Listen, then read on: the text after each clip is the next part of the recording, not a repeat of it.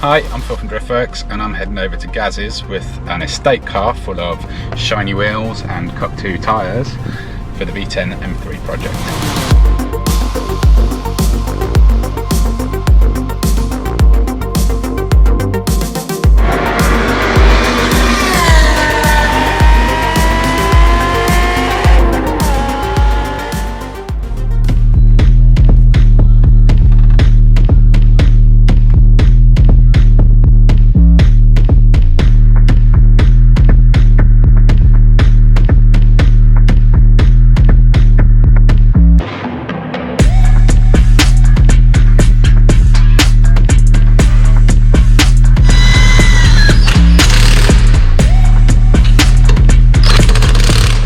What was that you said, Gaz? Make the car fit the wheels. Standard behaviour. The Driftworks right. Yeah.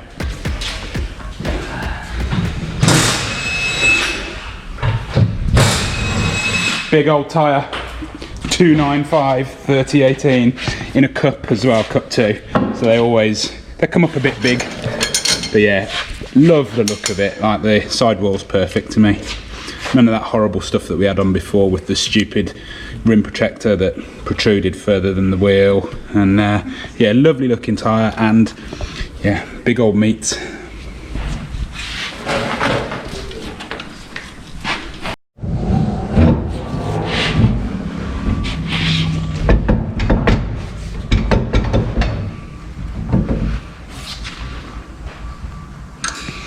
And quickly, you can just see what we're working on here. Previous iteration of this vehicle, all the archwork that I'd done, and I just left kind of like the bumper cut, so it was cut back for clearance, but didn't sort of meet the arches there. So this time, basically added a little bit of plastic and hoping that we can shape it to kind of cover more of the tyre, meet up to the rear quarter correctly, and yeah, just make it look a little bit more kind of OEM, I guess. Moment of truth. Watch the arches get crushed. Slice your new tyres? Yeah, that's what we want, isn't it? Yeah, just drop it. That'll fix everything.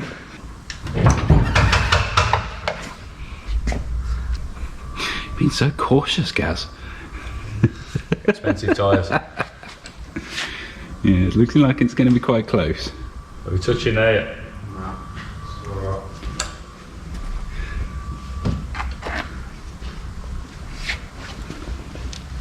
That's looking pretty good. It's not a million miles off. Track's out. So give it a bump up and down. Yeah, bigger wheels now. Yeah, what am I messing about at? 325s.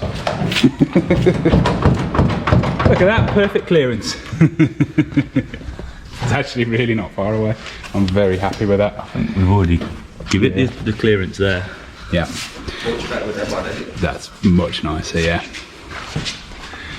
So just so you know what you're looking at here, this is basically a redo, a do-over of my first arches that I made on this car. And when I say made, I mean made with a huge lump hammer and about a day and a half's worth of work. So Gaz has done quite a bit of tidying up on it already, on the old shape there, haven't you?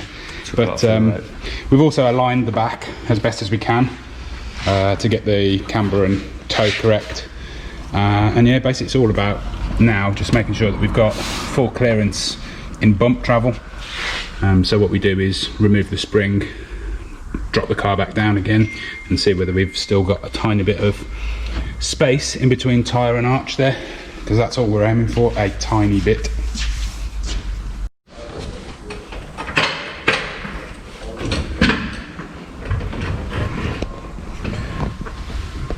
Quick sneak preview of some other stuff for the other thing.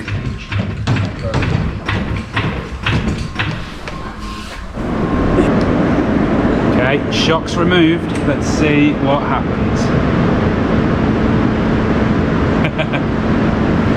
It gets a little bit tighter there, mate. Yeah, so that's a little bit too tight.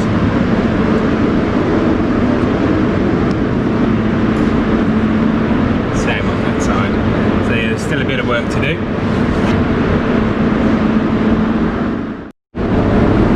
So we got a plan. I hope you can hear me.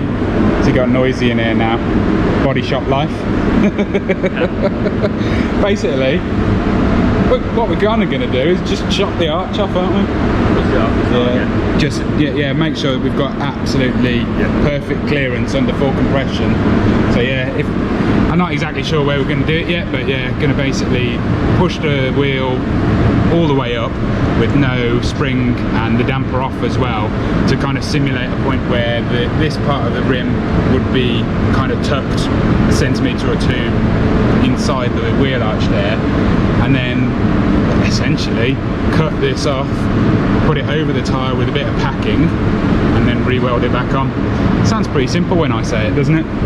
Not so simple. Yeah, it's not so bad. But we have just done it on the Lambo, haven't we? So similar thing basically. So I just want to make sure that I don't get any rubbing, even with these absolutely gigantic tyres. I got the picture. Just making sure your flies are done up, Jack. It's alright, I've been doing that a lot today.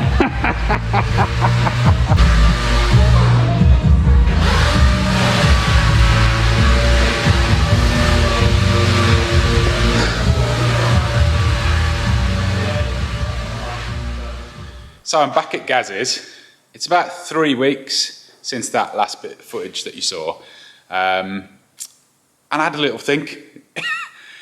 It's probably pretty nuts to a lot of you to just chop the arches off an E46 M3, particularly like decent ones. But they were obviously already modified. I'd beaten them to hell beforehand. And it just wasn't going to work without basically lopping them off and doing things kind of from scratch that way. It's not the first time I've done something controversial, and this is definitely not the most controversial, because one of the most controversial things I've done is chop the rear quarters off my E30 M3, which is a genuine E30 M3 race car shell, and the arches, quarters on it were perfect, but they weren't to my liking. I couldn't get what I wanted out of them with bashing. So we ended up just chopping them off and starting from scratch.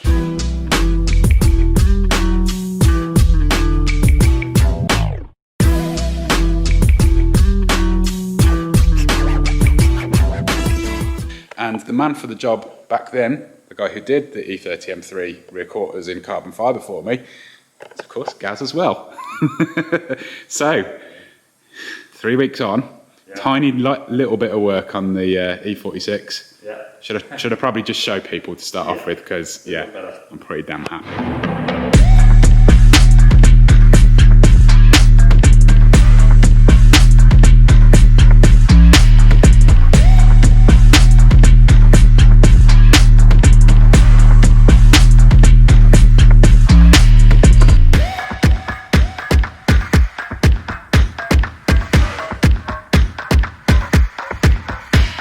So that's just a bit of polyester primer on them. Yeah. And that's you're just heating that up a little bit. All the shapes that we've got to. Yeah. I've obviously been here probably, I don't know, I'd estimate probably 12 to 15 times in the 3 weeks to basically help you sort of mould that shape to come up with the idea and make sure that we're getting it exactly Bit of a challenge. as required. Definitely a little bit of a challenge. Nothing new to you when it comes to my cars, though, eh? I did show you that we just basically cut the lip off, but to rebuild, to basically make from scratch a structure, a solid structure, do you just want to tell people what you had to do? Originally it was just cut the arch, stretch it out, see where the wheel was going to sit with no spring in fully on the bump stop. Don't matter what we did, we couldn't bring it enough to clear the tyre, not interfere with the rim, and look somewhat right. So Yeah. it was just a case of sort of chop in and hack it to pieces and see what happened. And we just kept moving it, beating it out more, stretching it as far as it would go until we got some sort of a shape. And then basically adding in what you saw missing in. So what you saw in that last clip was kind of the arch kind of cut and a strap across here, just roughly holding it in place. It didn't end up actually being that place. We just wanted to see. No, it still got moved a couple of times after that. And then we basically cut the crap metal out. Yeah. And we just had to make it in a few sections. Yeah. And weld it all back together. But so basically, there was kind of fillet put in, like a small section there, and everywhere where you saw the slits here, they were basically filled either with weld, or if it was stretched too far, there was a tiny little slither of metal put in. Yeah, and at one point it looks quite crude, but basically what happens then is the outer surface is ground back down to be perfectly flush, so it's one piece of metal. Same on the inside. And then we've done the inner, panel weighted it for several hours, just to get it as smooth as possible, so we didn't have to put a load of filler into it. Just as a sort of safe option, we put a layer of matting over it and glass. Yeah, so that's got one, so there is virtually there's no filler on it really to speak of at all. There's one layer of matting of glass fibre, which is like the resin. Less than, is it a mil thick, less than a mil? The matting's probably 1.5 before we start sanding it down. And then we've shaped it up. And then just put like a finishing glaze over it. So don't worry, there's not tons of filler in there. There's actually way less in there than there was before on my first attempt. And then on the inside of the arch as well, because you can't just have it single skin. You've had to build in a structure on the inside to make it a double skin as well, haven't you?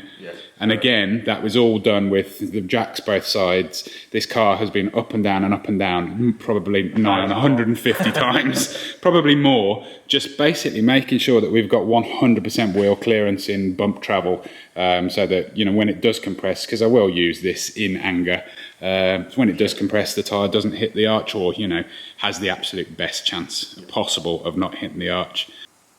Not touching anywhere at that point. Awesome.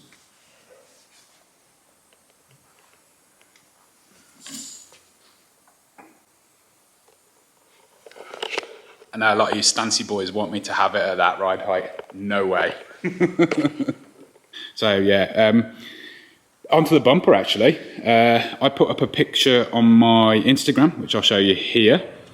And in that picture, you can just see that at the back, there's kind of sections that are kind of just bolted in place, just very roughly at that point. Where did those sections come from? Front bumper. So I supplied a genuine used front bumper because we were thinking about doing that originally, and we ended up using an aftermarket one, which is much nicer. Show you that in a bit. But we decided to just use the plastic off that front bumper to create the lines that we needed on this additional bit onto the bumper here. It's one of the most complicated parts for clearance as well, because as the wheel goes up, it basically tows in. So this part of the tyre gets closer to the bumper here and closer to the quarter panel here. So this has obviously had quite a bit of structure put into it, and I think, has that got another layer of glass on the top of it just to hold it in place as well? The same. It's been plastic welded both sides. We've heated it, reshaped the bumper, trimmed it down, made it fit and clear the wheel, and then it's been plastic welded both sides. We put a layer of glass on just to try and bulk it up a bit more. A little bit more strength in case it ever does touch. And there was a gaping hole there that was cut out of it for the extension on the exhaust bypass valve, which I absolutely hated as well. So that's been filled in as well with plastic and plastic welded, and then it's kind of, well, it's not kind of, it's to my eyes absolutely perfect. To have a 11.5 ET7 with a 295 Cup 2 tyre on it, sitting like that with that sort of clearance, and still having full clearance on the bump travel as well, it's just the dream. To a lot of people, it's probably pretty insane to do all this work and basically try and make it look as stock as possible. But that's what it's all about for me. Sort of keep people guessing as to why the car looks so good, why it sits so well, and what is different about it. Those in the know with M3s would probably spot it, but your average person at a car show probably not. So that's probably about it for this episode. The car is obviously, this is going to dry have a final inspection once all this polyester primer's dried and everything, and then it'll be going into the booth ready for the magic black custom Driftworks colour.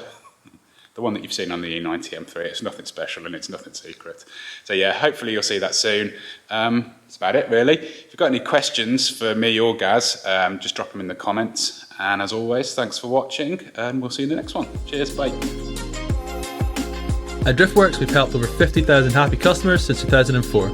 Our huge online parts store is simple to use, with superb shipping rates to anywhere in the world, and finance options available for UK customers. We live and breathe wheel fitment, so if you have any questions about your own car or any of our products before placing an order, please drop us an email at shop@driftworks.com or give us a call. Thanks for watching.